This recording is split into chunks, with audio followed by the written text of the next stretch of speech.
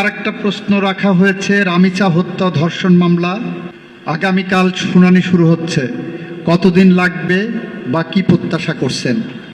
ইনশাল্লাহ সরকারের হাতে যতটুকু সময়, যতটুকু ক্ষমতা আছে সেই ক্ষমতা সরকার প্রয়োগ করেছেন। আমি বলেছিলাম 1 সপ্তাহের মধ্যে চার্জশিট হবে। আলহামদুলিল্লাহ আমরা 1 সপ্তাহের মধ্যে চার্জশিট দিতে পেরেছি সঠিকভাবে। বাকিটা আদালতের কাজ, আদালতকে আমরা সহযোগিতা করব। আদালত চার্জশিট পাওয়ার পরেই আগামীকাল কোর্ট খুলবে, আদালত খুলবে, সেখানে প্রথম দিনেই এই মামলাটার গুরুত্ব বিবেচনা করে শুনানির জন্য রেখেছেন। এটা আদালতের এখতিয়ার। আমরা শুধু আদালতের কাছে প্রার্থনা করতে পারি। আমরা প্রার্থনা করব সর্বোচ্চ সাজা, বাকিটা আদালত যেটা ন্যায় বিচারের স্বার্থে মনে করবেন সেটাই করবেন।